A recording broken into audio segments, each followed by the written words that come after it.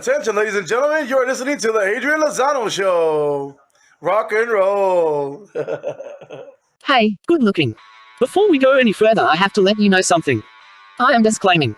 Disclaimer. Attention warning disclaimer. The views and opinions expressed in this show are those of the authors and do not necessarily reflect the official policy or position of the Adrian Lozano Show. Also, the comedy is rather very ribaldry and at times extremely imaginative.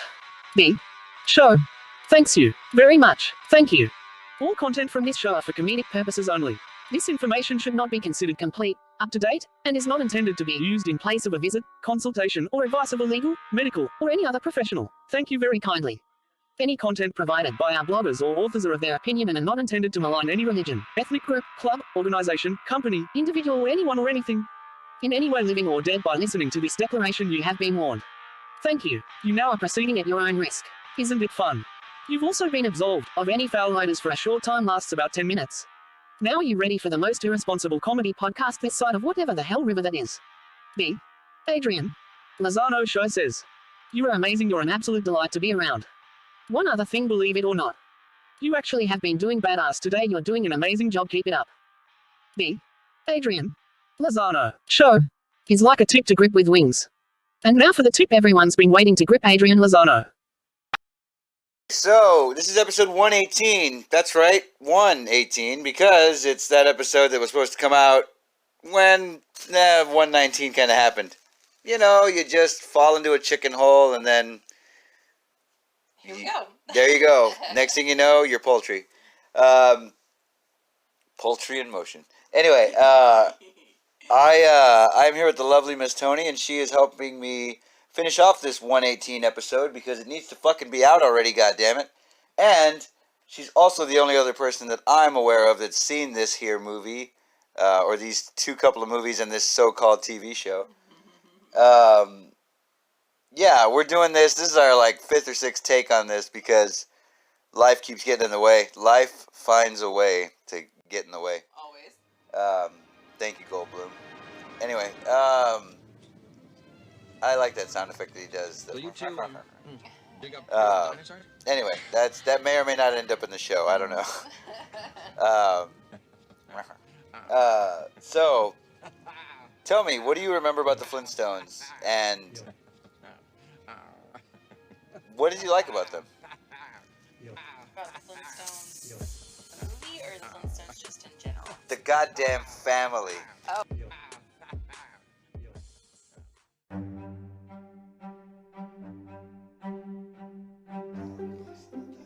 Hello, lovely listeners. This is Tony coming to you, as Adrian would say, somewhat live here on New Year's Eve 2020. Him and I are going to be talking tonight about the Flintstones with you guys. We've been doing a little bit of research and talking back and forth about the Flintstones and a little bit about the Jetsons and how they met up in the cartoon at some point. That was a firecracker, apparently. You might hear lots of those in the background, and that's okay. We are going to discuss the movie a little bit, because that's kind of what brought everything on, and a little bit of the cartoons. I grew up watching the cartoons, and I also grew up, because of my sister and I having such a large age gap, watching the Flintstones movie quite a bit, because she loved the purple dinosaur, and guess what's in the Flintstones? A purple dinosaur. Barney.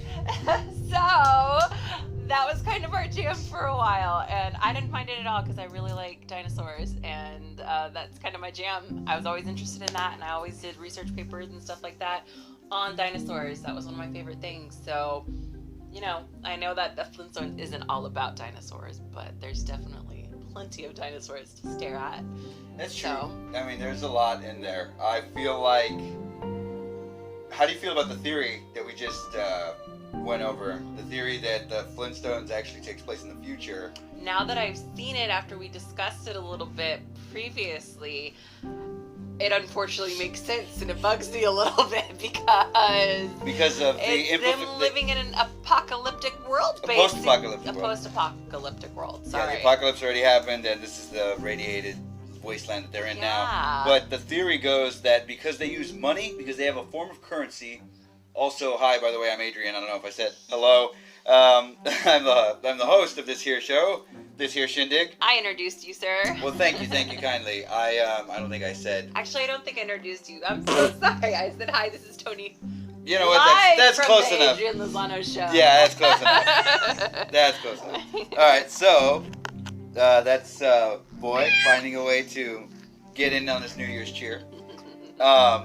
Oh, so like I was saying, I feel like I'm distracted by my cat. I feel like that's really cool how they have currency. That shows you that they were a society that's already gone through and evolved to that point. Not to mention the incorporation of Christmas and the use of actual like technological items that they didn't have before. You know, like the record player, for instance. Yeah. And the fact that... And also think about all the way that they use their dinosaurs. That was another part of why the theory seemed to stick so much, is because they used their dinosaurs like, what do you call it? Appliances, right. And they used the dinosaurs like a lawnmower. Like, how would they have known that if they hadn't have already experienced that in some form or fashion? So I definitely have to say the theory makes, unfortunately, a little bit too much sense. The Jetsons, of course, being on the above the Earth, which kind of like shows like some people were able to go to space and some people stayed on Earth. If they wanted a simpler kind of life, they would stay on Earth. They stayed on Earth, yeah. And the whole movie thing about them transporting in time, it's actually just a teleportation device that Elroy comes up with, and it just transfers them down to the surface, which it's an interesting story because I think at the end they end up transferring the Flintstones back to their place. Yeah. Which is like, oh crap, here we go again. Another little rabbit hole we just fell down before we talk a little bit more about the movie was there was a video game with the Flintstones and the Jetsons. A click and play time warp game. Yeah, it was very It seemed to have no purpose. None at all. I think it was literally like you're gonna sit there on the computer and just click a bunch of stuff. Yeah, and see what it does.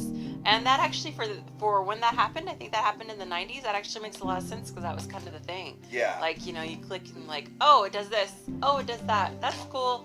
And you move on. But there was no like you're fighting a villain. You're fighting. There was no end to this game. It was just basically let's put Fred here where the Jetsons are, and then let's have him walk around and see all this stuff, and then let's swap it. Yeah. Then George and Fred swap lives. Yeah, pretty much. But not wives, sir. Just lives. I'm just that's what I said. Anyway. So yeah, if you're a Flintstones fan. Then you're in luck because we didn't hate the movie that much. No. Did not enjoy the second one, unfortunately. It's got its moments. I really like... I don't even think I've seen all of it because I honestly You were so disgusted you had to walk away? Well, no, I think it's because I was old enough to know what type of actors that I enjoy and don't enjoy, and I don't really think I enjoyed very many of the actors that were in that movie. Wow. I know, because I know one of your favorites is in there, and I apologize for that, but... also, I love John Goodman. Oh yeah, John Goodman's amazing. John Goodman's amazing. Apparently, he's never done a bad performance, so... Yeah, I say no, he's never done a bad performance, in my opinion, either. But, I don't know. I think that, also, just because, we'll go back just a little itty bitty bit, I think because you and I are dinosaur fans. Oh yes, dinosaurs, forever, yes. Yeah. Not the mama. Not the mama, yeah. And I was saying how I thought that maybe the second movie had like visually was a little bit better than the first movie, but when I really think about it, maybe I enjoyed the first movie so much, not besides just the characters, Made you biased, but also the animatronics in it, because that's what you and I grew up on. Like, we grew up watching dinosaurs and I have to admit that stuff like that. The first Flintstones Dino with John Goodman, that Dino character looks like a digital rendering of Robbie from...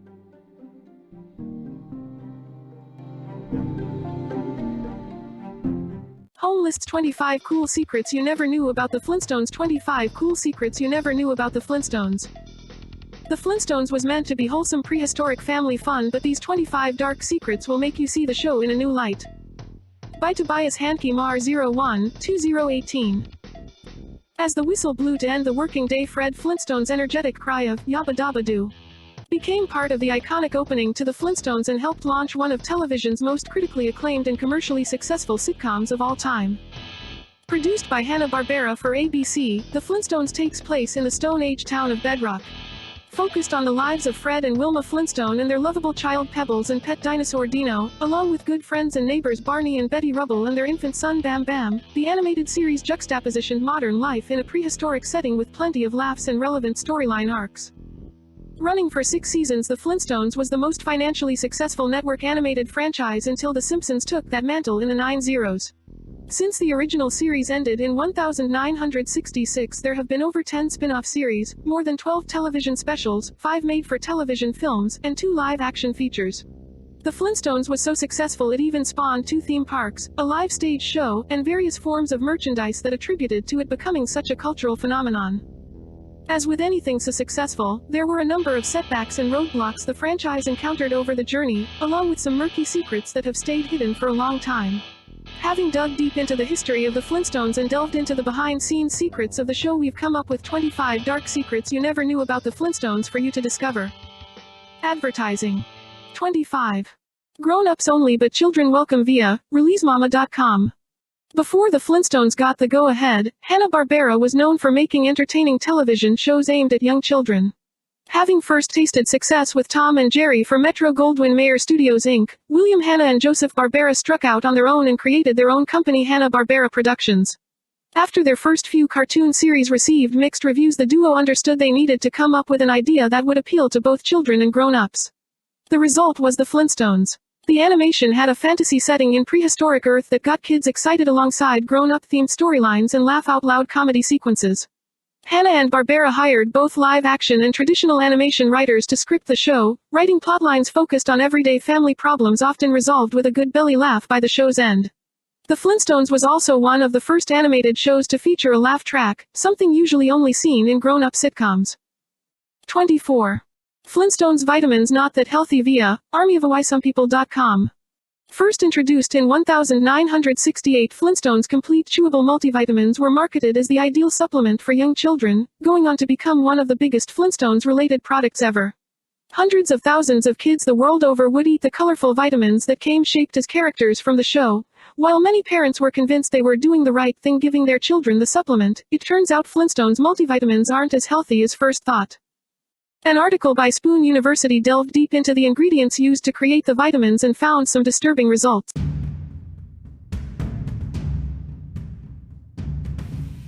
So I saw the Flintstones. After I was done with my show, I put on about the cartoon? No, sir. No, sir. With John Goodman? Yes, sir. Yes, sir. Then I saw Viva Rock Vegas after that. Okay, so I liked it. I liked it a lot. I remember the toys from McDonald's. The production value in the movie itself was great. All the background actors. Spielberg, your favorite director. Yeah. Grumble. Yeah, he's not the best guy anymore. But anyway, look, that movie had a certain quality to it that I really feel like it did the perfect job of turning a cartoon into a movie. Like, yeah, it really did. I don't give a fuck if Rosie O'Donnell's arms are like, slightly bigger than Wilma's. I don't care. Wilma was great. Rosie was great. I don't even like Rosie O'Donnell. But everybody turned in a grade A performance. Fucking our man from Elizabeth Taylor. Elizabeth Taylor's the fucking stepmom. Yeah. I mean, the mother-in-law. Yeah, and she does a great performance. Now that Viva Rock Vegas though, it's not good in a lot of ways, and it breaks everything. You basically have to think about it as its own universe, because it breaks everything that the movie had created before. So like in this version, Barney's dumber than Fred. In this version, Wilma and Fred met in a different way, also to the actress, they got what's her name, Kristen Johnson from Third Rock from the Sun. Wow. That fucking Amazonian chick that's so hot. Like, I dug her being there. Like, seeing her as Wilma was great, but they just kind of reshaped that whole universe, and like they introduced the Great Gazoo, Great Gazoo as well. Like, what's the Great Gazoo? He's a small alien that's green, and he's basically like an imp. You can only see him. Only Fred and Barney can see him. There's nobody else that can really see him. Oh yeah. I know what you're talking about. Yeah. He's played by Alan Cummings. Really? And Mick Jagged. There's a character named Mick Jagged. Is there a Rolling Stones song in this movie? There's Rolling Stones band in this movie. Oh well, that's why it's Mick Jagged. Yeah, it's pretty trippy. Jane Krasowski is the one that plays Betty, and she does a great job. Right on. I can see that. Rosie O'Donnell's actually the octopus in the movie that does like a massage in one scene. So she's like a puppet in the movie, massaging her character that she was in the last movie. That's adorable. It was weird. Like, it totally destroyed. Like, I had hopes of it. I couldn't remember what it was. Gesundheit. Thank you. I thought I remembered what it was, but I couldn't, and I forgot that it was a prequel. Like, I forgot that that's what it was. Like, they went back in time, which tends to happen when you can't get the same actors back. Pre-Stone Age. No, it was like pre them getting the job in the quarry. Like, they had to take the test for the quarry job in the movie, and I don't know, man. It's weird in its own way. Did you, as a whole, standalone? You call me a whole all the time. Did you like it? Yes, I did, but hesitant. Yes, because I wanted more of the other story. So you watched the other one first. Well, I watched the first one first. Yeah, and then you watched the second one, which is a prequel. Yeah. And it didn't.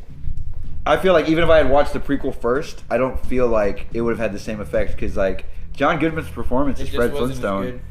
Yeah. Who's Fred? He's a British bloke. It's the guy from Monty Python. The chubby friend. Oh fuck, what's his name?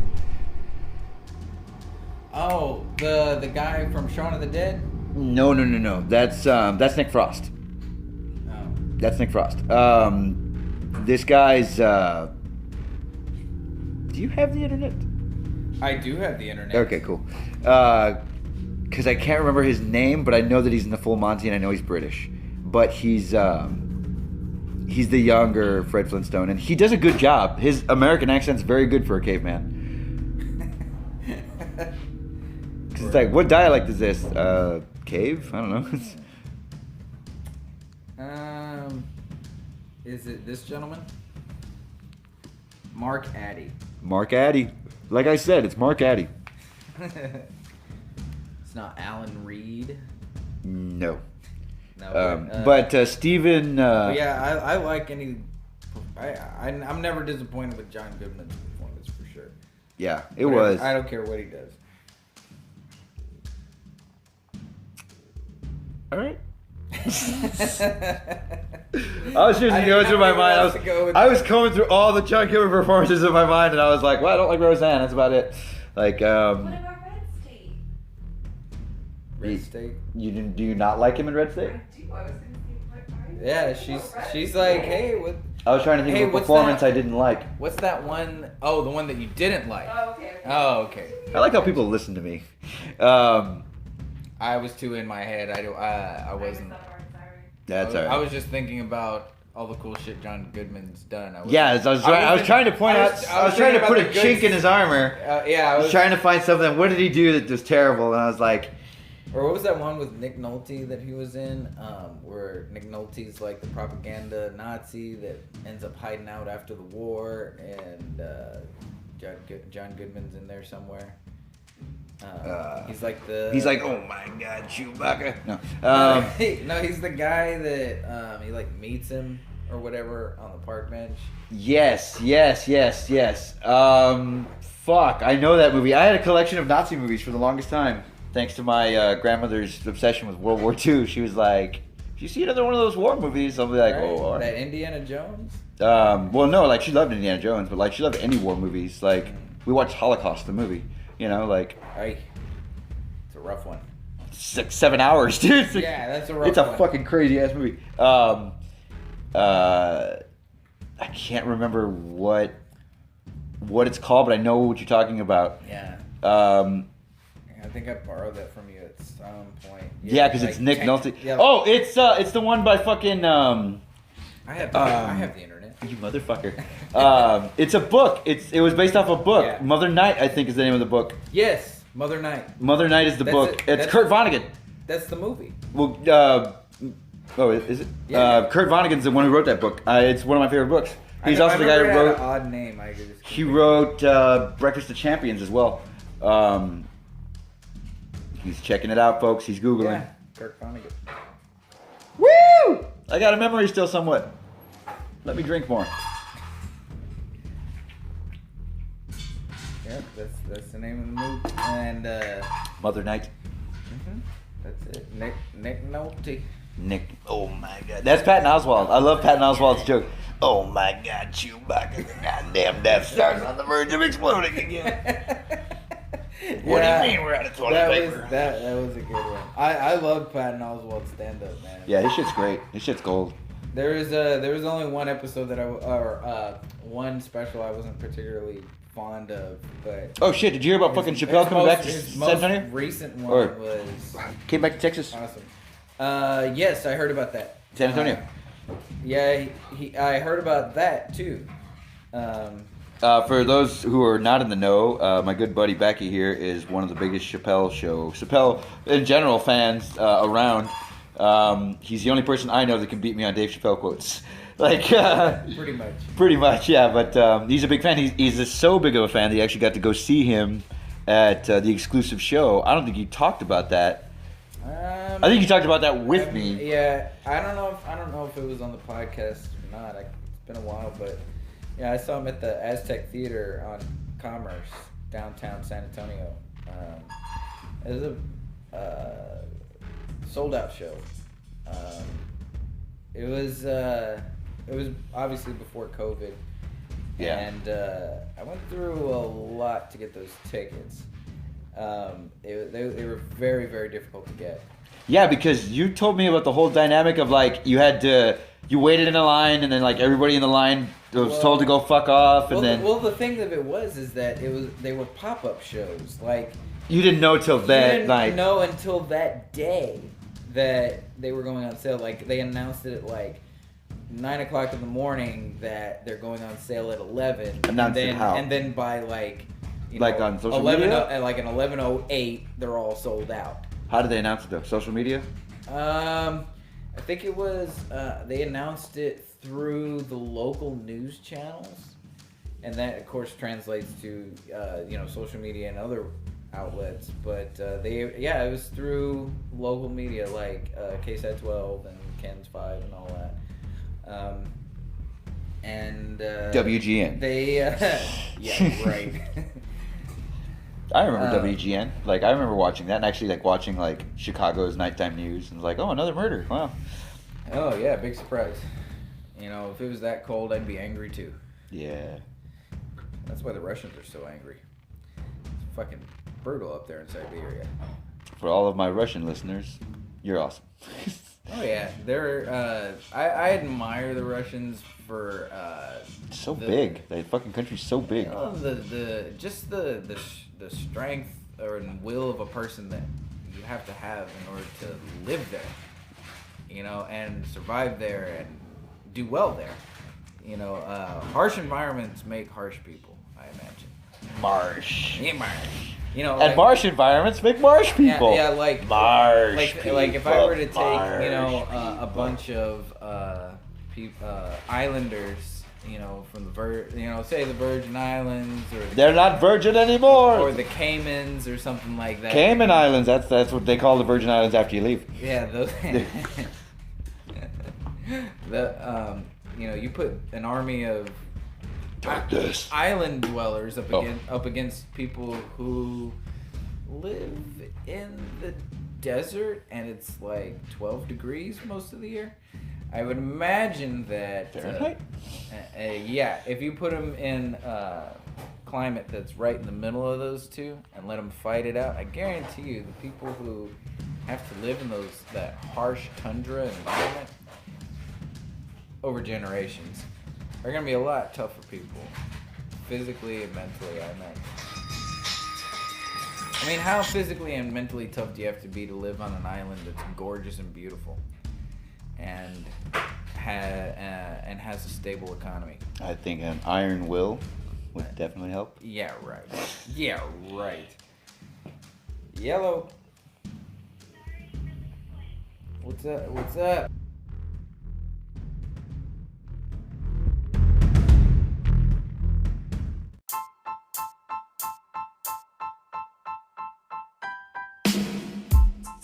The creators of the Flintstones comic on bringing existential dread to bedrock DC Comics made the Flintstones sad. These geniuses are the culprits. By Alex Abad-Santos Alex at Vox.com, updated April 6, 2017, 10:00 EDT, shared owns DC Comics. The most emotionally devastating comic book in recent memory features a man coming to grips with his obsolescence, questioning humanity's squandering nature and gross consumerism, and coping with the scars of war. His name is Fred Flintstone. Created by writer Mark Russell and artist Steve Pugh, The Flintstones is obsessed with the human frailty that permeates the colorful, funny, yabba-dabba-doo-time bedrock that many of us grew up with. It uses Bedrock's first family and Hanna-Barbera's gag-filled prehistoric vision to tell a basic truth about human nature, that a civilization's first steps to survival involve someone else's doom. It's all heavy stuff, and given the recent trend of cartoons and comic books going dark and grimy, the Flintstones' existential crisis could easily be a gimmick in the hands of anyone but Russell and Pugh. The two imbue the comic with a stunning thoughtfulness and humanity that makes this melancholy swerve work for the modern Stone Age family. The Flintstones is a comic that aches and breathes, and that seeks to give us clarity about our own lives. Pugh and Russell's run is being released as a collected volume this week, and I recently got the chance to talk to the two about the creative process, the book's rare glimmers of happiness, and how they determined that best approach to a cartoon known for its prehistoric puns was inescapable existentialism. This interview has been edited for length and clarity. Alex Abad-Santos. Mark, I read in another interview about your intense dislike for Flintstones vitamins. Did you make this book so sad because you hated the Flintstones vitamins so much? Mark Russell. Pugh, DC Comics. No, I didn't even really take into account when writing the book, believe it or not. I did have to take advantage of the opportunity of writing a Flintstones comic to make a jab at Flintstones vitamins, which you might have seen in issue 2, when Fred looks directly at the reader and he says, "Vitamin pills are a scam." Alex Abad-Santos. You said they tasted like batteries. Mark Russell. I found it very gratifying to put that in Flintstones comics. Yeah, basically what you're paying for is expensive urine. Alex Abad-Santos. On a more serious note, one of the recurring themes of the comic is wanting to feel significant in a world where you're terminally insignificant. How did you guys realize that was the theme that you wanted to go with the Flintstones? Mark Russell. As a writer, I feel like I don't choose what I'm going to write about so much as it chooses me. I write about the things that bother me, and one of the things that bothers me is how we're continually dehumanized by the minutia and the pettiness of the world around us. So that's something I didn't really set out to make a comic about, but it's something that sort of imbues the comic that I'm writing, because it's something that weighs on me. Steve Pugh. Visually, it was kind of up to me to back Mark up in that approach. Probably the best visual representation of that is Fred himself. He's a huge man, huge barrel-chested ex-army guy, who 20 years earlier could take anything that the world threw at him. But now that world is moving on, his physical strength and his power is almost meaningless in the new situation in which he finds himself. Civilization is now sort of edging him to the side, because all the things that made him able to cope with the world are the things that are making him not part of it anymore. Pugh, DC Comics. Mark Russell. I think that one of the fundamental features of civilization is that it tends to reduce people to their economic functions, and that's something I think is more clear with the animal appliances, that even their names are just what their function is in the house, like lamp, and co-track, and bowling ball. Those are the only names they know each other by, and it's basically just because when you're living in an interconnected societal economy, that's how people tend to see you, and what you therefore are usually reduced to, your economic function. Alex Abad-Santos. Another theme of the book is the consequence of consumerism. At first, you're like, oh wow, this turtle's so cute, because he's holding ice cream, and then after Fred and Wilma go to the mall and they start buying the Power Goat lawnmower, you start realizing these animals have emotions too, and they just kind of get tossed off. Mark Russell. I think that consumerism, basically what it is a cute dystopia. I think that most dystopias you see in literature are gray and dark and usually very conformist. The United States, and I think in most industrial countries, we don't recognize ourselves as dystopias because we're colorful, we're marketed to, things are bright and shiny. Our dystopia looks more like a Taco Bell than a concentration camp. Alex Abad Santos. How is that reflected in the Flintstones art? Steve Pugh. It's something I learned as I went through the book, how to pitch especially the animal appliances, how cartoony to make them and how realistic to make them in different circumstances, and enable them to be able to emote enough to empathize with them. And as far as the human characters go, it was important that they sort of not realize what they're doing to these animals. These are good people doing bad things to other living creatures, but they don't get it yet. If somebody kind of took them aside and explained what they were doing, they'd be horrified. But because the society they're working in doesn't perceive these values, they're completely oblivious to the chaos they're causing. Alex Abad Santos. That comes through in issue number 3, with the alien spring breaking in Bedrock, this whole idea that the aliens are treating Bedrock's civilians the way Bedrock's finest treated the people who came before them. Mark Russell. I think it's one of the themes of the Flintstones overall, that every civilization we see is built on somebody who was murdered or kicked out of the land they were occupying. There's this uncomfortable family history to every country, every civilization on Earth. As we become more civilized, we pride ourselves on being more ethical people, but the old things, like imperialism and conquest, take on different forms. They don't really go away. Instead of actually militarily occupying the land and kicking out the occupants, we simply go there on spring break and trash the place. Alex Abad Santos. Fred's a war veteran in this series, and it seems everyone has their own sort of damage. Does that tie back to the concept of our uncomfortable family history? Mark Russell. I wanted to do something with the Water Buffaloes, the organization Fred and Barney belonged to, but in the old 196 Zeros cartoon, the Water Buffaloes were just sort of a gentleman's club, you know, like the Rotary or the Lions, and it didn't really feel very relevant to me. What did feel relevant was a lot of vets returning home from wars in Iraq and Afghanistan, and how we really haven't created anything for them to come back to.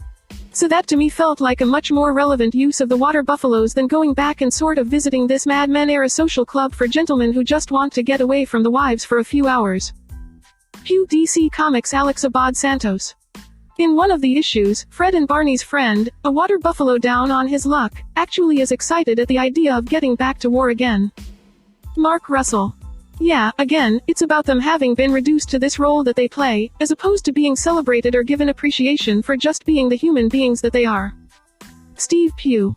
Mark came up with the cool conceits way before I was brought on board, and when I read the script about the Water Buffaloes being veterans, it was one of those ideas that's obvious once somebody's thought of it.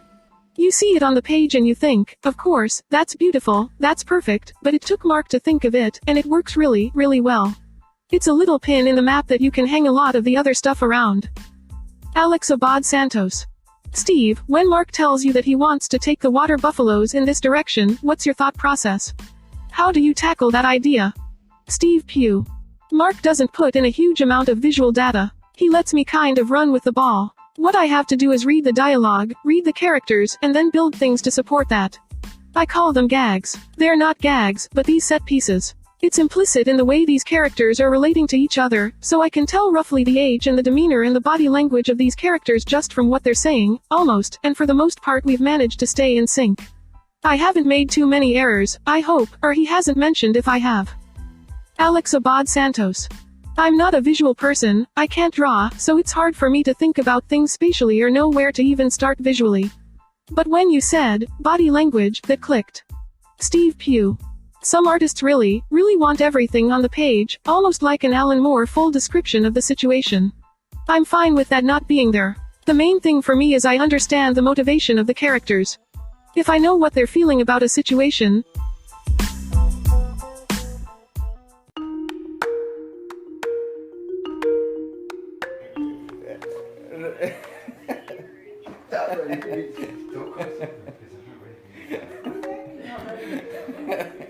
What does that mean? You're in trouble. Click. What does that mean? Not ready. It's like, I'll be ready in a couple more beers, all right? I'm not ready yet, but give me a couple more beers and I can handle the news. Jesus. Oh, if I told you once, I told you 1,000 times. Just die already. Sorry. But I'm not ready. But I'm not ready. Do it when I'm ready. Yeah. Oh my God. That was too funny. She was laughing too. Yeah, that's good. I'm glad that you... You're in trouble. Click. I'm laughing, but only because I know you're actually in trouble. No, I know I am. Oh my God. What do they say? Glad about it, mad about it? No.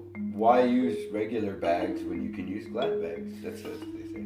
Oh, don't get mad. Get glad. That's That's the root of it. Right? Yeah. Don't get mad and be like, It's- you're fucking trash bags. It's rudimentary, my friends. Not really. I was like, That's not what that means. I was like, no. I was like, no, not anyway. So, yes. Flintstones.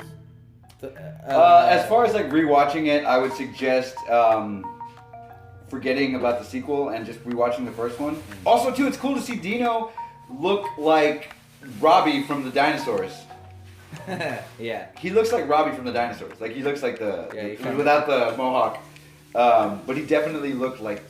Yeah, and well, and it's got that believable, like, leathery look. You know, it doesn't look cartoonish, right? Right? No, it's the second one looks very, very CGI heavy, very cartoonish. I'm talking about first one. Yeah, I know. I was comparing it to the second one, like to have something to compare it to. It's like, yeah, it's way more believable than the first one because it's a mix of like animatronics and CG. Yeah. So, okay, now we're gonna get off the Flintstones right now, and I wanted to ask you. Oh, we're 2 minutes in. I can cut that. Then everything else is fine. But sometimes you get a script where it's not really obvious if the character's happy or sad or indifferent about what's happening to them, and then it's a nightmare, because a lot of what I do is based on body language and facial expression. But it's never a problem with Mark's scripts. They always have the meat of the character in there. Mark Russell. Sometimes I'll send a script off and the artwork will come back different than what I envisioned, but it's always better than what I had imagined, so I've learned to give Steve as little direction as possible and let him surprise me with what he comes up with. Steve Pugh. Great lesson. Write that down, Alex. Alex Abad Santos. The comic's also deeply skeptical of nightly news and journalism. Where does that come from? Is that a dig at how we present stories over time? Mark Russell. It's about trying to figure out what people are going to watch and give it to them, as opposed to actually thinking about stories, and you know, it's a very human thing. We all do it. We're more about getting the interest of other people than we are about thinking deeply about the actual problems. The problem is that we're always chasing other people's approval. In a lot of ways in life we're playing a game of Family Feud, where we're trying to guess the most popular answers as opposed to the correct ones. That's sort of the cardinal sin that Bedrock News makes, and where journalism goes wrong, is they're trying to figure out what people want to hear as opposed to telling them actual facts or the truth about problems in Bedrock. Alex Abad Santos. The book also has a skeptical and perhaps grim view of religion and morality. Mark Russell. I don't think it's a grim view of religion. I think it's trial and error. They're trying to figure out what people need from religion, and the bottom line is we all approach the universe incomplete and with different holes inside of us that need filling by spirituality. And so they're going through a period of trial and error where they're trying to figure out what's going to serve people's spiritual needs.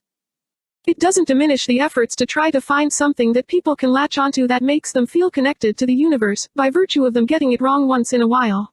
It's just that this is what happens. We get it wrong, and we're trying to figure out what other people need. The problems that institutions have is trying to present an institutional solution to what is basically a personal need. Pugh DC Comics Steve Pugh. There is also the aspect that you brought in of the two forces at play in Bedrock, where you've got the science guy and you've got the religion guy, and they're both trying to win over the crowd. They're both trying to find their way, and they're both relatively honest about what they believe. The science guy doesn't really know what's going on, but he's really trying to find out, and the religious guy, he's really trying to find his way. You know, he wants people to be good. He wants people to care about each other. There's no intent to ridicule science or religion as bad things, but where they are in the story in Bedrock, in prehistoric times, they're really out of their depth. They're just finding their way on the start of their journeys. Alex Abad Santos. Maybe I'm leaning on the words grim and skeptical too much. But there's definitely an idea in the book that you should be questioning what you're presented. Mark Russell. I think in the end what we're saying is that everybody's really just guessing. It doesn't mean they're bad people if they get it wrong, but they're ultimately guessing. The fact that there's an authority, whether it's in the church or science or in politics, telling you something doesn't absolve you of the duty of thinking for yourself. Alex Abad Santos. The book has often been described as melancholy, but in a lot of interviews I've read with you guys you always say something to the effect of, there are funny and joyful parts in it. So what is the most joyful part in the Flintstones? Mark Russell. I think for me, I really like the friendship between Bowling Ball and Vacuum Cleaner. Alex Abad Santos. That they both live in a dark closet. Pew DC Comics Mark Russell. Yeah, they're basically domestic appliances that don't have a lot to look forward to in life, but they find each other. They find great solace in their relationship, and I think that's ultimately what we all do. Everything we have that's worth having ultimately comes from other people. Steve Pugh. I like Pebbles and Bam Bam goofing around, but I do, I know they're in there, because I remember going, oh, that's nice. Mark Russell. I think the relationship between Fred and Wilma is also very positive and genuinely loving, and is a good sort of humanizing part of the story. Alex Abad Santos. What about the gay couple, Adam and Steve? I feel like you guys were sitting on that one for a little bit, and in Fred and Wilma's marriage issue it feels like you both got to say, yes. We get to make this joke. Steve Pugh. There's a little thing when they meet Fred in the street, I think one of them's like ruffling his hair or something. I really enjoyed that. Yeah, you're right, that was joyful. It was a really nice moment, you know, between friends who've known each other a long time, and genuine affection between people. Pew DC Comics Alex Abad Santos. The flashback when you figure out what Adam and Steve mean to Fred is kind of a big deal, too. You think that it's just the obvious joke, and then it goes a bit deeper and it pays off. Steve Pugh. That whole marriage issue was lovely. I mean, there were some terrible moments in it, but there were real nice people having nice things. Well, let me think, did nice things happen to them? I'm looking it up as I'm talking. Yeah, that was fun. That was joyful. I know it sounds weird, but you forget this certain parts of the comic book because this has been like a year between, a whole year for us. Why don't we do director's commentary for each issue? Alex Abad Santos you should. Mark Russell I'm fine with that. Steve Pugh. We can put it out as a series. Mark Russell. Sitting in the dark, eating sandwiches while reading our comics. Steve Pugh. Yeah, the guy who did the Battlestar Galactica TV series did that. He just sat on the sofa, watching his own TV show, drinking a glass of whiskey, talking about it. Sounded all right. Mark Russell that's a good gig. Steve Pugh. Sorry for getting sidetracked. Thanks for taking an interest in us. It means a lot. We were surprised how much people cared about our book, and it's great. Alex Abad Santos. Why are you surprised? It's a great book. Steve Pugh. Good books don't always get attention. Alex Abad Santos. A lot of my friends who are into comic books, they always tell me, oh man, you have to read the Flintstones. And I'm like, I know. I'm reading the Flintstones, but it makes me really sad, and they're like, I know, I'm sad too. Mark Russell. It acknowledges the shared, sad humanity between you. The Flintstones Volume 1 will be available in comic book stores on March 22 and all bookstores on March 28. Give the gift of understanding. In April, Vox launched a way for readers to support our work with financial contributions, and we've been blown away by the response. This year, support from our founding contributors has helped us create projects that millions relied on to understand a year of chaos, and to keep their families safe. Support from our readers helps us rely less on advertising, and keep our resource-intensive work free for everyone who needs it. We want to add 2,020 more founding contributors to our supporter base by the end of the year. Help us reach our goal by making a contribution to Vox today, from as little as $3. Top articles: the new UK coronavirus mutations, explained. Skip AD. Next up in culture stories from a lost year. One good thing. Housebound is the perfect horror comedy for the perpetually quarantined, the pop culture that brought us joy in 20209 wild cult stories to get lost in 25 cartoons to get obsessed with, now and forever how Wonder Woman 1984 failed Cheetah. 'Tis the season to discover the outdoors with whiskey advertiser content from sponsored content. Most Android users don't know this, do it today, learn more. Security savers. The one clever trick most Android users don't know, do this today, learn more. Weeklypenny.com. San Antonio, Texas. Did you know about this? Learn more. Comparisons.org recommended by. Terms of Use Privacy Notice Cookie Policy Do not sell my personal info licensing FAQ accessibility platform status contact send us a tip masthead about us editorial ethics and guidelines advertise with us. Jobs at Vox Media. Copyright 2020 Vox Media, LLC. All rights reserved. Share this story. Opens in new window.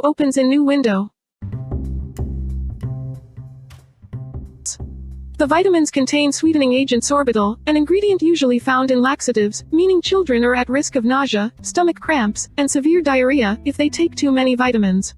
The vitamins also have a high percentage of artificial colors and flavors in them and contain fructose, another sugar linked to obesity and diabetes.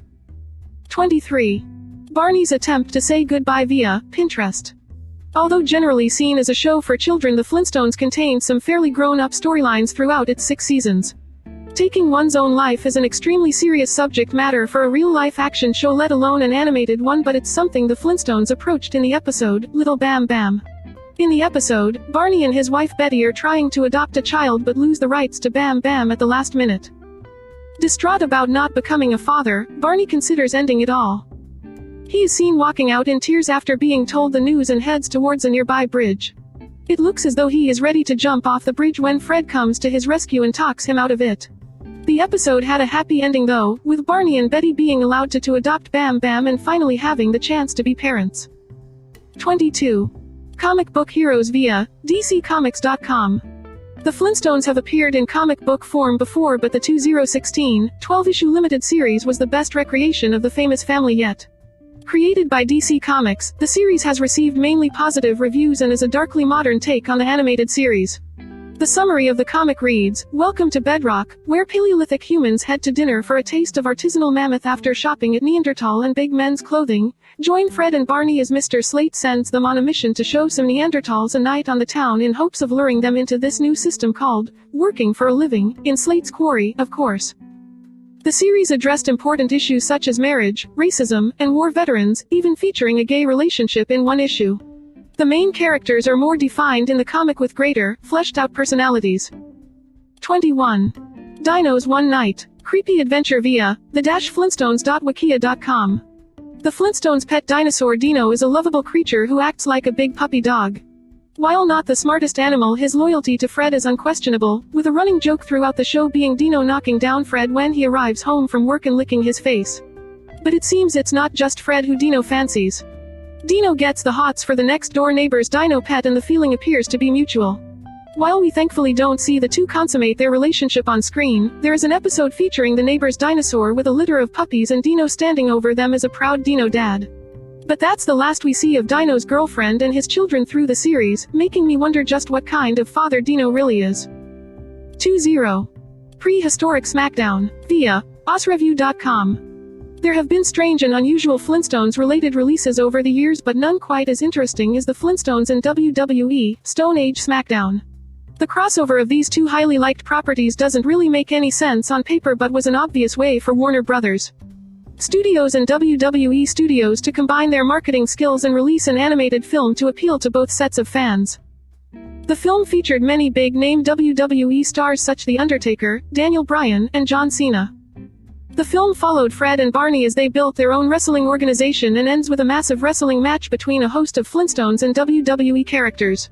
The film actually got some good reviews and when released in 2015, was the first new Flintstones production in over 14 years and the first without original creators William Hanna and Joseph Barbera's input, as both had since passed away. 19. Flagstones. Meet the Flagstones via yawpyope.blogspot.com. Having produced the children's series The Huckleberry Hound Show and The Quick Draw McGraw Show, Hanna-Barbera, William Hanna and Joseph Barbera wanted to create a show that appealed to both children and adults, like their original hit series Tom and Jerry.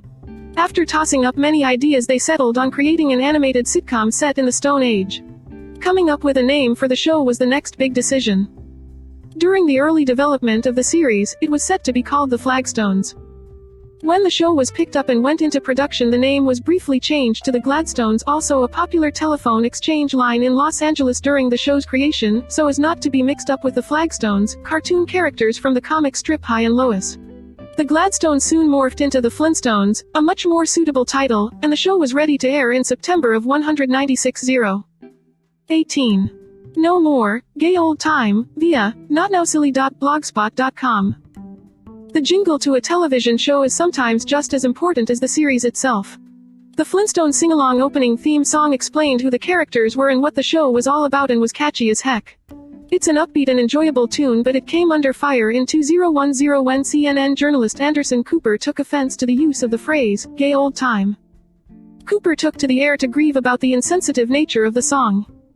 He expressed his feelings further when he went on The View, where he said, "We should all be striving for more acceptance and sensitivity, and instead the Flintstones are spitting in the collective gay face." With such a large platform, it didn't take long for other pundits and prominent media identities to jump on board with Cooper's sentiments, eventually forcing Warner Brothers Animation to substitute the word gay in the song. 17. Did Fred and Betty have a via raymcdonald.wordpress.com. The Flintstones and the Rubbles were the best of friends, and Fred and Barney did almost everything together when not with their families. Some viewers think the four were so close they were swingers and swapped partners for nights of fun, but the more likely conclusion is Fred and Betty had an affair. Throughout the show, the majority of tension and problems occur due to Fred and Wilma's constant bickering. Fred and Betty got along well during the show and often seemed to be flirting with each other. It would make sense Fred would be attracted to Betty, as she was quite the opposite of Wilma. The same can be said of Betty being attracted to Fred, who was a strong and forceful man as opposed to the mild-mannered Barney. Although there is no proof the two engaged in an extramarital affair, it's more than likely the two shared some off-screen chemistry together. 16. The Honeymooners influence via 2x2gaming.com. The Honeymooners was one of the most popular television shows on air during the development of the Flintstones, and many have spotted the similarities between the two shows. The Honeymooners was based on a sketch show created by and starring Jackie Gleason about a working-class husband and wife and the daily struggles they encountered. Hanna-Barbera took the husband and wife dynamic and placed it in the Stone Age, with Fred Flintstone based on Jackie Gleason's Honeymooners character Ralph Cramden. Although very similar, Joe Barbera had always been adamant the shows each had their own identity. So many people say, "Did you copy the Honeymooners?" I said, "Well, if you compare the Flintstones to the Honeymooners, that's the biggest compliment you can give me," Barbera told METV Legends. But the Honeymooners don't have all the gags that we had in there. 15. Fred and Barney enjoyed a dart via twitter.com. The 60s was a time when drinking and smoking were heavily advertised through the media, and not even the Flintstones could escape their presence. Winston cigarettes were one of the major sponsors of the Flintstones, and because of this, were present in the series. At the end of each episode, a short black and white commercial showed Fred and Barney trying to get out of working in their yards by lighting up a Winston cigarette. "Let's take a Winston break," Barney says as he and Fred light up. Wilma and Betty catch the two on Smoko and begin to throw yard equipment at them, with Fred uttering the cigarette brand's motto, "Winston tastes good, like a cigarette should." Within a decade, advertising cigarettes on television and radio was banned by the Public Health Cigarette Smoking Act, with the Flintstones leaving Winston behind and going on to promote the slightly healthier Welch's grape juice. 14. Fred Flintstone's addictive personality via YouTube, High Radio TV. This list has already discussed Fred's love of cigarettes, but the hardworking construction laborer had a number of other addictions throughout the Flintstones' 6-season run. Fred was a massive gambler and found it hard to say no to having a punt. He can be seen throughout the show playing the slot machines or having a round of poker, and I have no doubt he would have been a regular at the local Dino racing track. A short video by YouTuber High Radio TV goes into detail about Fred's gambling problem in each season. As well as gambling, Fred also liked to drink and had a fondness for showgirls. He was featured in advertising for Busch Beer, and his love of unclothed women was illustrated in one episode where his bowling club, the Loyal Order of the Water Buffaloes, hired some ladies of the night as entertainment for a party. 13. Fred and Wilma share a bed via JustAnswer.com. The Flintstones was released during the early 60s, a time when America was still a very conservative country, and in places still is, where both men and women had defined gender roles and anything slightly provocative was frowned upon. This didn't stop the Flintstones from dealing with subject matter that most people didn't want to discuss. One of the things the series shed a light on was married couples sharing a bed. The animated series depicted Fred and Wilma in bed together without making the scenes overly intimate. The shots of the two in bed usually showed the two discussing some kind of important matter before turning off the lights and going to sleep. It might not sound like much with what is shown on television today, but for that time period, it was a massive deal. 12. Infertility storyline and animated first via Flickriver.com. Another heavy issue, the Dinosaur TV show. It does. But without the mohawk, and then just like a digital rendering, because Robbie was animatronics. Like they had the motors in the face, and there's people off screen fucking moving his eyebrows and everything like that. It's weird because there's some kind of light in Robbie's eyes whenever he like look into the distance or whatever, and you'd see into his eyes that Dino has, and it's really creepy to see Robbie that way. It's like almost like a proto Robbie. But Robbie came before the Flintstones movie, didn't he? Negative. I'm pretty. The Dinosaurs were 96. 9. Or 95. 94 was the movie. I did my double checking on that one. 1994 was the first Flintstone movie. So yeah, it was definitely after. Okay. Robbie was definitely after. Okay. So then Dino, I see what you're saying. Yeah. Okay. All right. So, or maybe that's why I like the dinosaurs so much. Maybe I should flip what I just said to you. Maybe that's why I enjoyed the dinosaurs because you started off with the Flintstones. Yeah. I mean, I initially started off but with. But we're also big Jim Henson fans. That's another thing. And all he did was the animatronics. Like that was his jam. Puppets, large puppets. Many puppets. Amazing puppets. Ludo. I think of that Fred Rogers when he had like he opened up his suitcase. He's like, "What do you have in here? You have some clothes? Those puppets?" Like it's like, "Oh yeah, I brought my friends from the land of make believe."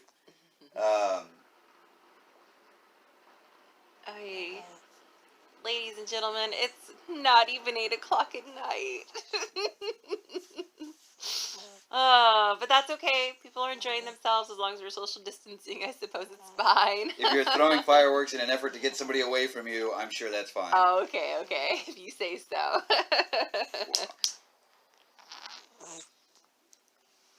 Well, I hope y'all had a holly jolly whatever, and you got something good for Christmas. I got something shiny.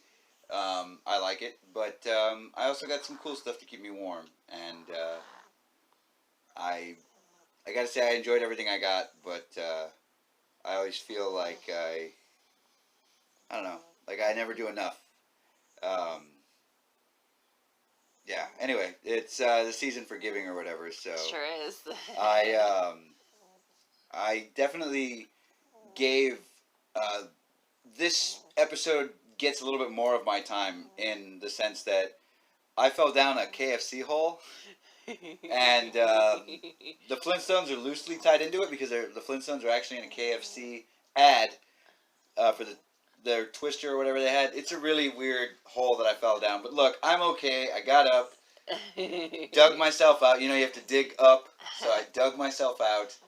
And that's going to be... But that episode may be coming soon. That episode's going to be probably next week. Because it's going to be a lot of KFC facts that you didn't know, you wanted to know. I'm looking at like 50 fucking facts of KFC, like... If you're kind of a foodie, I think you're really going to enjoy it. Because it brings all sorts of info to you about the different types of foods from kind of across the pond. So, yeah, it's exciting.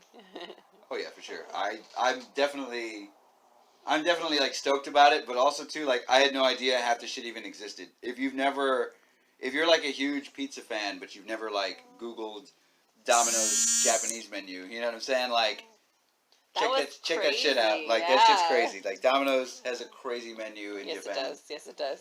But and crazy expensive. Yeah, I mean, but for the quality of the food, I mean, I can only imagine like. Yeah, I would agree. Yeah. I would agree. But... Kobe beef pizza. Oh, also, can we just mention one more thing? That when we were watching it, and the theory that they gave, that another reason why they said that they felt like it was a post-apocalyptic world was because the dinosaurs and the way they looked, they had to be genetically engineered. They couldn't have been original dinosaurs. Well, all the animals basically had to be genetically engineered because they all had, like, humanistic qualities to an extent, but they also had feelings. Yes, that's true. Feelings. Nothing more than feelings. And, we didn't talk about the Great Kazoo. That was a discussion that we also had. I said, was he in the Jetsons? And I was corrected, and he's from the Flintstones.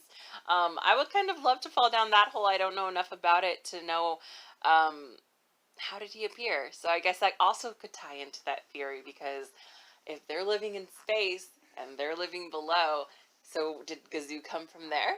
And that's where that came from? Like, is he visiting them from, like, space? Well, I mean, that would have been cool to see, like, the Jetsons fly by in the background. Like, It would have. But I feel, because the Great Gazoo is in the sequel, Viva Rock Vegas. Mm-hmm. And I think that's one reason people were so excited about that movie is because that's a very loved character.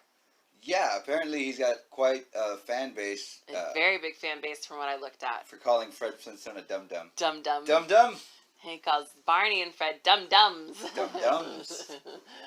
Yeah. I do like the element, like, I'm a big Star Trek, TNG, The Next Generation, for those of you who don't know why I'm abbreviating. Anyway, I'm a big Star Trek, The Next Generation fan, and one of the key characters in that show, and I know he's a key character because he's in the first fucking episode, and the last, is Q. Q has an amazing power. The whole power of the Q is ridiculous. Yes. I mean, the continuum is just full of these powerful motherfuckers that are basically like gods and can do so much that they feel entitled to judge others and tell others what for. And that's basically what the run of TNG is. Spoilers. That you have to, you're on trial for, the crimes of humanity, I think is what it is, what they're charged with. Yeah. And they're ever being tested. And that's what every journey that they're on is. And it sort of gives you an introverted look on, like, consciousness and if we're really just part of, like, a simulated dream or whatever. Yeah. It's pretty cool, but I'm getting a little bit too deep.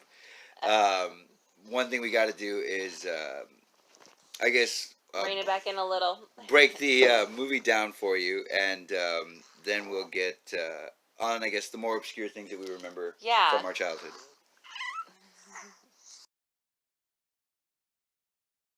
The Flintstones' 50th anniversary. 15 things you don't know. The 50th anniversary of the Flintstones has been marked with a Google Doodle. Here are 15 things we bet you don't know about the cult children's cartoon. By Heidi Blake, 30 September 2010, 13:04 p.m. The Flintstones' 50th anniversary is celebrated by Google Doodle. 1. The Flintstones was originally aimed at an adult audience and the first 2 seasons were co-sponsored by Winston Cigarettes. But by the 3rd season it was being written for children and was sponsored by Welch's, who produced grape juice and jellies. 2. The show's famous theme tune, Meet the Flintstones, was not used until the 3rd series. The musical theme for the first 2 seasons was called Rise and Shine. 3. Fred and Wilma Flintstone were the first couple to be shown in bed together on primetime television when the show first aired on ABC between 1960 and 1966. 4. Fred Flintstone and Barney Rubble fronted a TV The Adrian Lozano show campaign for Winston Cigarettes, a move that would be unthinkable for children's television characters today.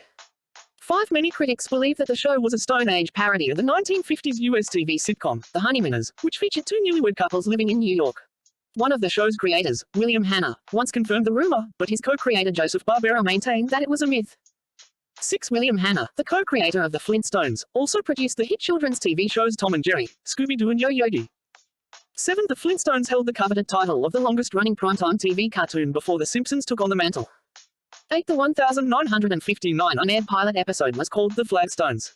The Gladstones was also mooted before The Flintstones was finally decided on. 9. The series was set in the town of Bedrock, although in some early episodes it was referred to as Rockville. 10. The furniture in the Flintstones house changed in almost every episode. 11. The family's barking pet dinosaur, Dino, changed colors throughout the program. Its main color was purple. 12. The cartoon was originally aired in black and white. 13. The Flintstones was home to several major league sports teams. The Bedrock Giants, Bedrock Dodgers and the Green Bay Pachyderms all appeared on the show. 14. Several popular celebrities took residence in the show's quarter of Bedrock. Holly Rock, Cary Grant, Alvin Brickrock and Stoney Curtis were the biggest stars. Mick Jadestone and the Rolling Boulders were Fred and Barney's favorite band. 15. There are several Flintstones theme parks in the US, including Flintstones Bedrock City in South Dakota and Flintstones Bedrock Town in Arizona. More stories. More from the Telegraph. More stories.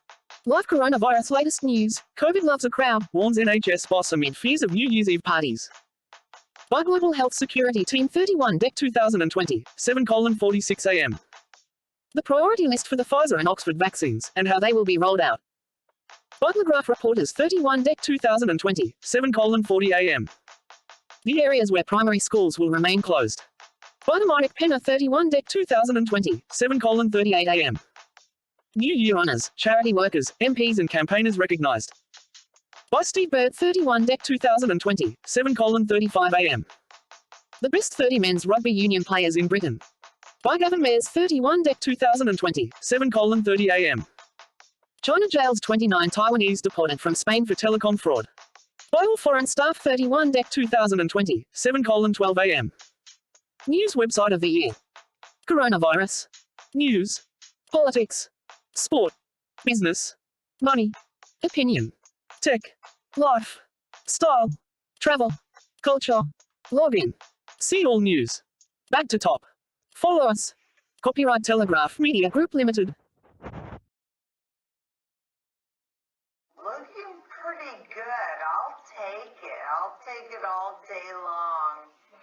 And taking a live look outside 37 at Carolina. Let me start over. What's your favorite character? Who's your favorite character? Growing up, it had to be Pebbles Really? and Dino. I like their little dynamic that they have together. Yeah, they got a Calvin and Hobbes thing kind of going on there. Yeah. I also like Bam Bam and Pebbles together. When Bam Bam's introduced. What do you think about the older Bam Bam and Pebbles? It's weird. Do you remember that? I do. When I they got do older? remember that. Yeah. And it's funny how they aged and no, their parents didn't. No, it seemed like no time had passed for them. Dad and Wilma were just same old. But Bam Bam and Pebbles were teenagers, and then they were in love, right, at one point, and we're gonna get married. I don't know. They were like rocking it up. Like I remember them. I remember them married like in one episode. I'm pretty sure they did. Yeah. I mean, we don't have the internet, so we'll never know. We'll never know. Sorry. Never gonna know. Never. Never gonna get it. Never gonna get it. Never gonna. Meow meow meow meow. I think those are the lyrics.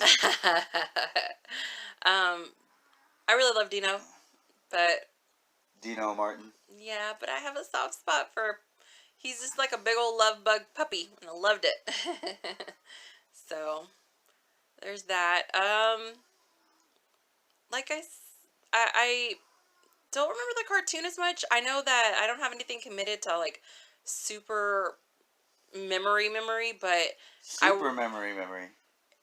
it's nostalgia, but not like deep cut nostalgia like if we were to watch The Simpsons or if we were to watch the dinosaurs. Yeah, I believe I worded it as I have not committed them to memory. There you go, exactly. So it's like they're there for nostalgia purposes. Like, yeah, we definitely watched the Flintstones because I remember I watched it every weekend. Like it was a normal thing. So Ho Ho said she watched some of it too. Apparently, hi Ho Ho. And Yabba dabba doo. Ho Ho sends her greetings to everybody and to her daddy especially. Are you okay? Yeah, I'm good. Anyway, Mr. Slate rehires Fred, and Pebbles and Bam Bam get married with Barney, Dino, Wilma, and Betty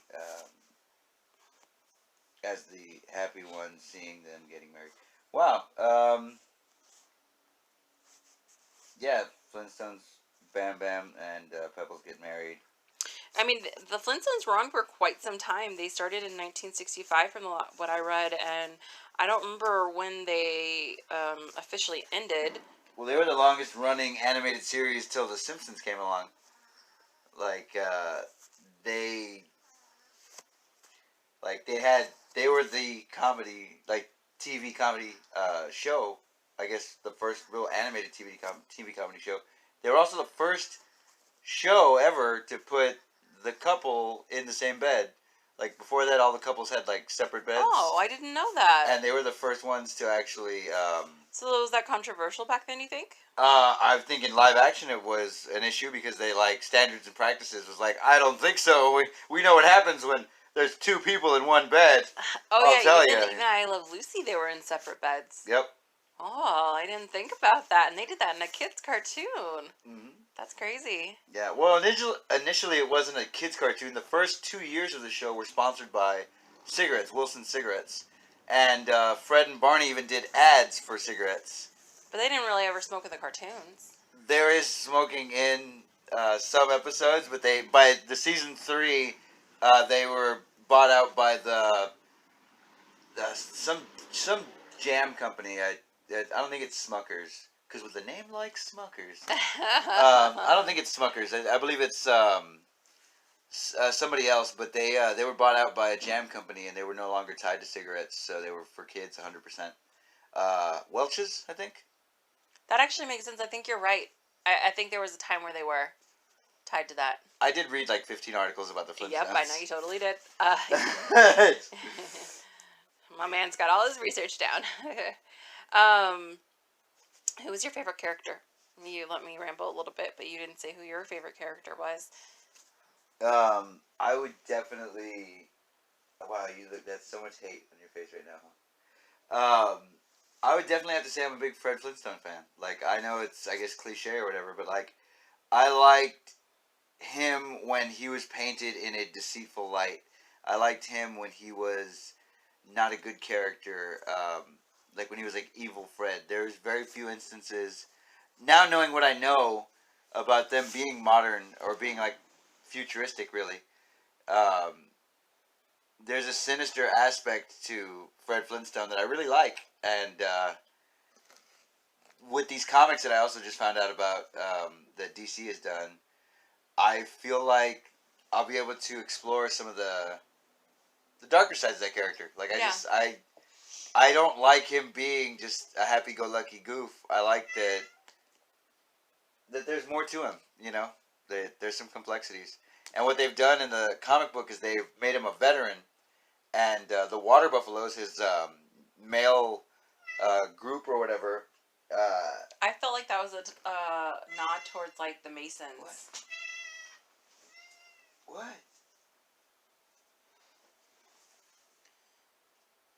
Okay. Well, that was a bunch of nothing. Alright. I'm looking forward to those Cooking with Ho-Ho episodes. Me too. Ho-ho. Anyway. So I would say Fred Flintstone, whenever he's out of his element, like, I wanted to say, didn't they... Flintstones dealt with during its run was the infertility of Barney and Betty Rubble. The good friends of Fred and Wilma Flintstone were a loving couple who always seemed to be happy. When it was revealed the two couldn't have children, we saw a different side of the two characters. This was a pretty serious issue to be dealt with in a kids' television show, and although it flew over most children's heads, grown-ups no doubt understood the emotions the Rubbles experienced. The Rubbles' inability to have a child was compounded when the Flintstones gave birth to Pebbles. It also marked the first time an animated television series had involved the issue of infertility in an episode. But not all was lost for the Rubbles, with the couple eventually adopting Bam Bam and having a family of their own. 11. Pebbles gender swap for cash via YouTube Draw With Me. During the Flintstones' third season, producers decided they need to mix up the family dynamic and thought it was time Fred and Wilma had a child. Chatting with METV legends, Barbera discussed how they were originally going to give the Flintstones a baby boy. Ideal Toy Company had other ideas about the child's gender though. Barbera received a phone call from the head of Flintstones' merchandising department asking if the rumors were true they were going to introduce a child. Barbera confirmed this and was then asked if it was a boy or a girl. What else? A boy. A chip off the old rock, Barbera told the man. That's too bad, the merchandising executive told Barbara. I have the ideal toy. If it was a girl, we could have made a heck of a deal. Without missing a beat, Barbera replied, it's a girl. The Flintstones introduced baby Pebbles, and the toy of her likeness went on to sell over $3 million in the first few months of being released. 10. Seth MacFarlane reboot abandoned via YouTube TV references. It was announced in 2011 Family Guy creator Seth MacFarlane wanted to bring back the Flintstones and give the classic cartoon his own spin. Rumors quickly spread about what a MacFarlane-produced Flintstones would end up like, but less than a year later the project was put on hold after MacFarlane's script was deemed good but not good enough. Things went quiet on the reboot and we haven't heard much since. That was until a fan asked MacFarlane about the project's status during a Reddit AMA last year. As of now, probably not, he wrote. Honestly, I couldn't figure out a way to find enough differentiation between a modern-day Fred Flintstone and Peter Griffin. It's very interesting to hear MacFarlane sees parallels between the two characters, and when you think about it, he's right on the money, although Fred is a little less crude. 9. Controversial Flintstones house sells for $2.8 million via ibtimes.com. It might look like an eyesore to some, but the famed Flintstones house, in the affluent suburb of Hillsborough, California, has become an unofficial South Bay landmark. Built by architect William Nicholson in 1976, the one-of-a-kind construction is very similar looking to Fred and Wilma Flintstone's house. The house features 3 bedrooms, 2 bathrooms, and a domed living room ceiling, with a view overlooking the Crystal Springs Reservoir. Corey Edises purchased the property in 1996 for around $8,000, the equivalent of $1.23 million today, and has been trying to sell the house since 2015, finally getting a buyer last year. Originally listed at $4.2 million when it first went on the market, Edises eventually settled for $2.8 million, earning a rather substantial profit in the process. While I can't say it's the kind of house I would want to live in, it's certainly an interesting structure and one sure to attract attention. 8. The Bedrock Hillbillies and Other Stories via kansascity.com. The setting of the Flintstones was another major factor in its longevity and success, but things could have been very different with a number of other eras suggested for the time period of the show. William Hanna and Hanna-Barbera experimented with a number of unique scenarios, including setting the Flintstones during the Roman Empire and the early 1600s when America was founded by the Pilgrims. They also discussed making the characters in the Flintstones hillbillies. The idea of the Flintstones being Native Americans was also discussed before eventually settling on prehistoric Earth. The reasoning behind this was because it was easy to take anything that was current and set it in the Stone Age. These other ideas didn't go to waste though, with the hillbilly theme turning up in the episodes, the Bedrock Hillbillies, and the Hatrocks and the Gruesomes, and the Roman theme resulting in the Hanna-Barbera animated kids show The Roman Holidays. 7. The voice of Barney involved in Crash via LATimes.com. Well-known voice actor Mel Blanc scored the coveted role of Fred Flintstone's best friend Barney Rubble in the animated show. Having voiced the likes of Bugs Bunny, Daffy Duck, Porky Pig, and Woody the Woodpecker, Blanc was the ideal choice for Barney, having years of experience in the industry. During the filming of the second season, Blanc was involved in a near-fatal car accident. Blanc was driving his sports car when he crashed head-on into a car driven by an 18-year-old student on Sunset Boulevard. The young lad received minor injuries, but Blanc suffered a triple skull fracture along with fractures to both legs and his pelvis. He spent 2 weeks in a coma and was in the hospital for almost 2 months, but that didn't stop him voicing the beloved Barney. Recording apparatus were set up in his hospital room and at his home when he was finally released so he could record his lines. 6. How many writers does it take to script the Flintstones? Via Bustle.com. The Flintstones live-action film was a box office smash when released in 1994, earning over $342 million on a budget of just $46 million. It would seem like a way to print money, but the film was in development for close to 9 years before eventually getting the green light to go into production. An article by Entertainment Weekly detailed how producers Keith Barish and Joel Silver commissioned Stephen E. D'Souza to write a script for a Flintstones movie in 1985. Over the course of the following 9 years, the script went through a multitude of changes, with 2 producers, 2 directors, 14 screenwriters, and 18 TV gag writers involved in its creation. Even Steven Spielberg was attached at one point. 5. Danny DeVito is Barney Rubble via 7wallpapers.net. While the Flintstones movie was still being written, comedy actor John Goodman had already been headhunted for the role of Fred Flintstone.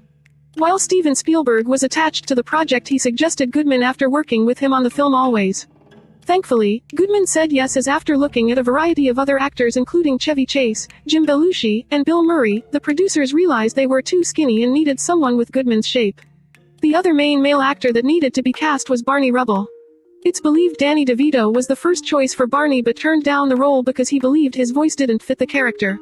He's said to have recommended Rick Moranis for the role, who producers loved and cast as Barney. 4. The disappearance of Rick Moranis via Telestar.fr.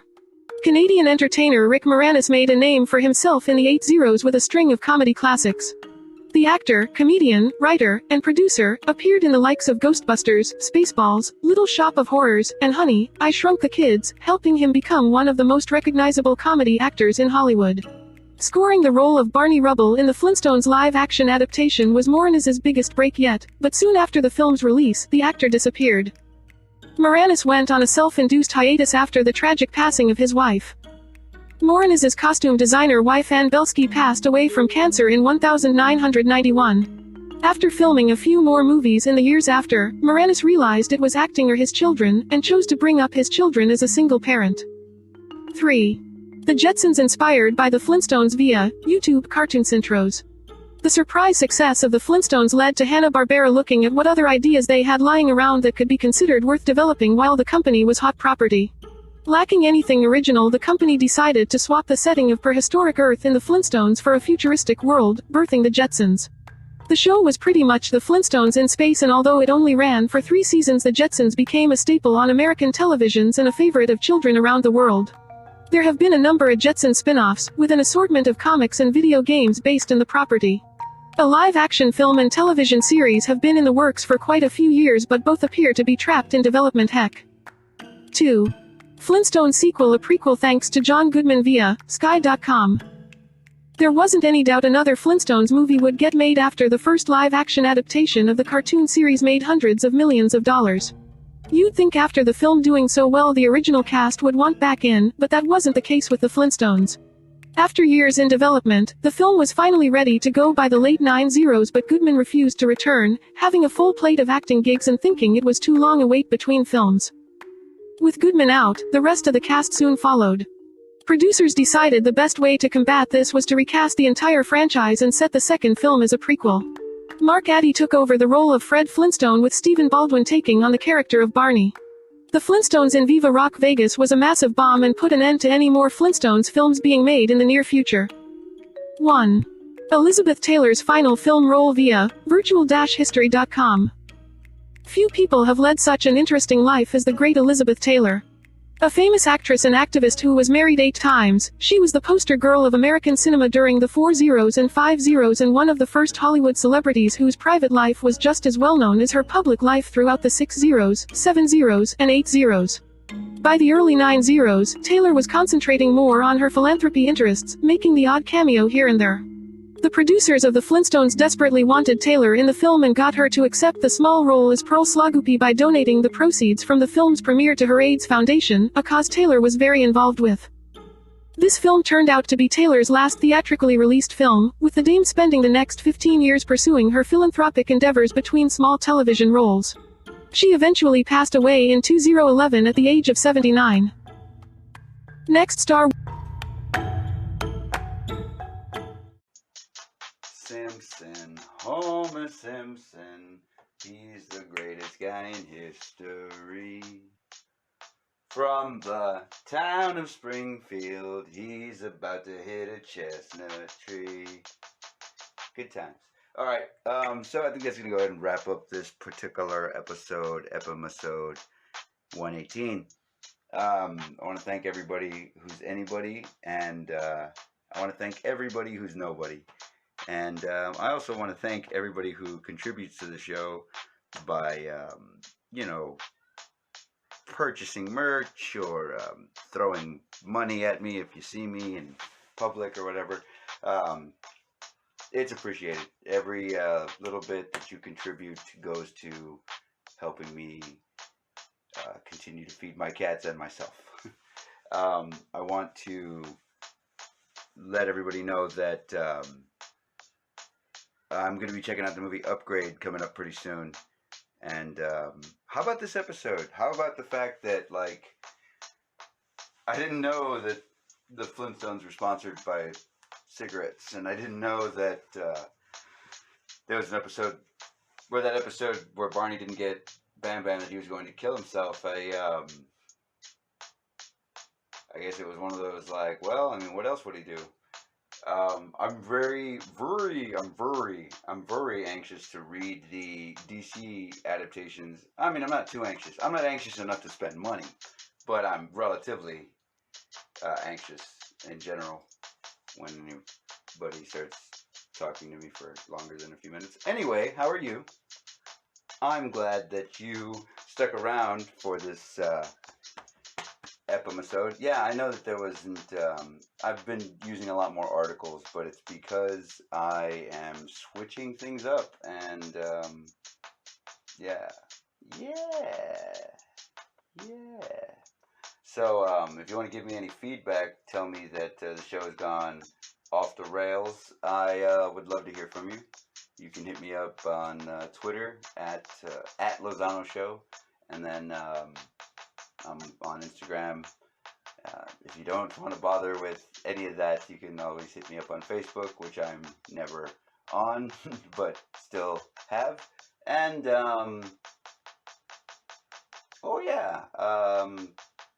you can still find me on YouTube. So if you want to comment on any videos, I know I've been a bit lax on that, but I'm trying to clear up some space. As you know, space is the final frontier. So I will be working on that, and I will be working on a lot of things. I hope you had a good, decent New Year's, and you were safe or whatever. Always remember, look out for snipers, and just be aware in general. Make sure to find your exits and know your way out. Alright, I'm out of here.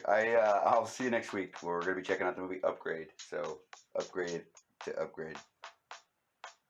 Yeah. Later. Not even an option. Damn it! Not even an option, sir. You have been listening to the Adrian Lozano Show. I wanted to ask you something a few days ago, but I just...